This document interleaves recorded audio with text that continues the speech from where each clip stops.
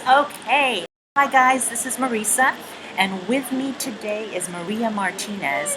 Yeah, and we're at this conference basically for early childhood, and she was telling me some incredible stories that just happened like a week ago. Yeah. Maria. Yeah. So tell me, it was a hotline.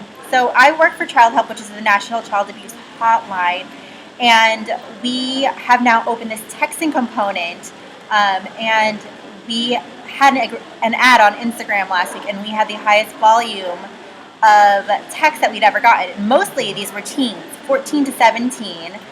who were crying out for help. They were telling us about every possible situation, not just child abuse, which is, Childhelp's main focus, but they're also talking about being suicidal, anxiety about school, being depressed. All these broad topics that teens are reaching out for. Wow. And so there was one incident where you were talking with a teen texting Yes. for almost 2 hours. 2 hours. Tell me about that. I mean, of course, Yeah. we're not going to disclose who this person is, but Yeah. what was that like? So I was talking to a teen. She had reached out, and this is pretty common. She was talking about abuse that she had never disclosed before. And a lot of the times, what's great about the texting and the chat component of Childhelp is that a lot of them haven't reached out before or even opened up about even being abused. So this child had never talked to anybody about being abused ever. And she told me first. I was the first person she told. And she had a lot of resistance of even opening up. She really legitimately thought her school wasn't going to care, her parents were going to blame her, like it's going to break up her family. So she felt totally alone. And it took a lot of breaking down that resistance and took a lot of just kind of meeting her where she's at and like saying, yes, you have every right to feel the way you feel. And I don't blame you for not trusting anyone. But I was like, you're reaching out for help now, and you're brave. If you're brave enough to do this, you're brave enough to tell somebody. Wow. So what was the next step?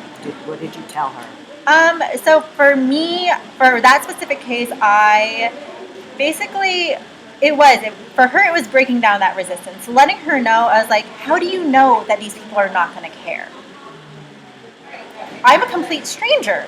Yeah, I was like, you would think I wouldn't care. exactly. And so just encouraging her to be brave one more time. I think those are my exact words. I was like, you just need to be brave one more time and tell somebody that can be there for you. And, I don't know what happened at the end, but I know that she at least agreed to talk to somebody that she knew in person. At least try and tell an adult. Exactly. Do you think she'll tell her parents? I hope she will. I mean, I don't know if she will, but even if it's not her parents, I hope she's at least telling somebody because that's all it takes is one adult. So Maria, what did that tell you? I mean, here's this, what, she 14? I think Or she was around 14. Crying out to a total stranger because you guys, Child Help USA, had an Instagram post, which is awesome. Yeah. That made a huge difference, Yeah. and you probably were shocked that you got that kind of a response and for that long a time. Yeah, I think when you're in this field, you don't become shocked, but you become more hopeful. And I think that gives me a lot more hope that we are doing the right thing by meeting kids where they're at. And I think that a lot of agencies would benefit if they would meet kids where they're at. I think a lot with the internet and social media and texting, there's an anonymity.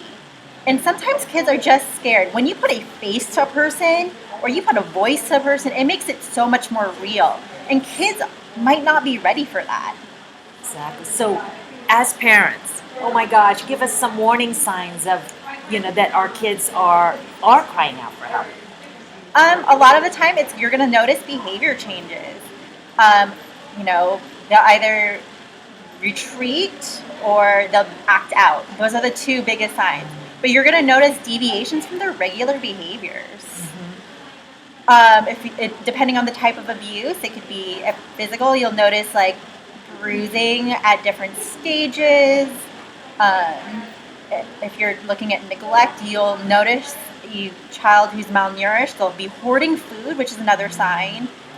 I was just like, it varies from case to case, but I was like, I think behavioral is probably the biggest indicator of whether or not a child is going to be abused or not.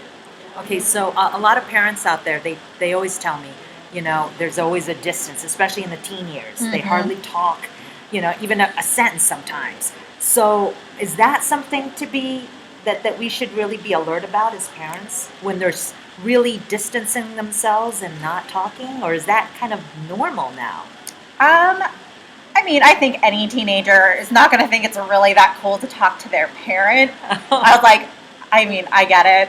I was a teenager once, but I think that if you are making it okay for them to talk to you and you are making yourself available and having those open conversations, I know that everybody gets busy. I know parents work, and sometimes parents have to work 2 jobs and they're not as available. But I think that you have to make the time. You have to make the time to actually have these conversations with your kids. I was like, I think that if you make the time, those 1 or 2 sentences are not going to be as, I was like, frequent. They're going to want to actually talk to you about things. So back to that 14-year-old. What do you, if you knew her parent was watching right now, what would you tell her parent? I would tell her parent to probably just listen and to just be present and be there. I think kids are so scared of what their parent is going to say.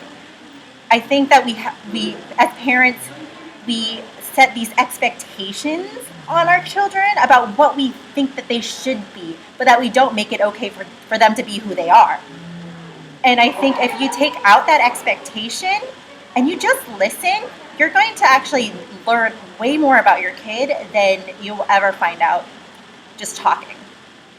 Listen more. We hear it all the time, but that's powerful. And it's so true. It's like we're studying our kids when we're listening, and then we're learning all about them, and so it's not such a surprise to hear our kids crying out or suicide. Oh my gosh, tell me about that. Have you experienced texting or people crying out and I mean, that same girl, she told me she was actively suicidal. And so I think it's just when you are you're holding all that pain in for so long, you just lose that hope. I mean, and as somebody who's trained to deal with somebody who is suicidal, you have to know, you have to ask them straight up, are you suicidal? You're never going to just put a thought in their head because the thought's already there. So, but I think she got to a point where I was like, she realized if you're reaching out for help, you're not as suicidal as you think you are. That's so cool. You may have saved a life. Oh, sure. We're at a conference. No problem. Maria, any last words, anything to give parents out there hope? Parents just need to be there, be present, listen. And I was just like, that's all you can really do. It was like, we're all doing the best we can. And I know parents out there are doing the best they can, but we could always do better.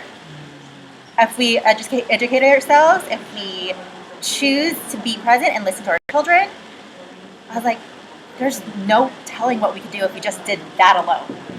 Let's be better parents. Let's work toward it, Yes. right? It takes work, but just one step at a time. And awesome. Maria, thank you You're so welcome. much. I know that this has really touched probably a lot of you out there, and that's why I just had to share this amazing story and how Childhelp USA now is. Are there other Childhelps?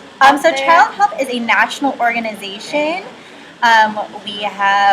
We're all over. We're based out of Phoenix, but I was like, we have offices in California, offices in Tennessee, offices in DC, offices in Virginia. So we're just everywhere. The best way to get a hold of us is to probably call our national hotline, Okay. which is 1-800-4-A-CHILD. It's also available over text and over live chat on our website, childhelp.org. But you'll have a counselor there 24/7.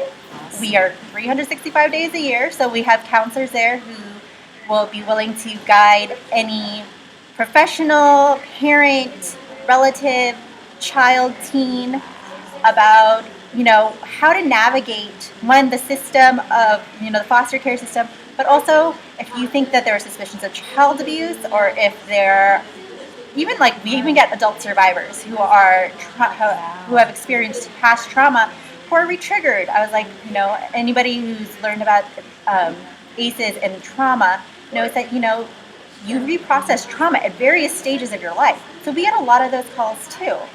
So we do a lot of work helping everyone. Everyone. And say that number again, 1-800? 1-800-4-A-CHILD.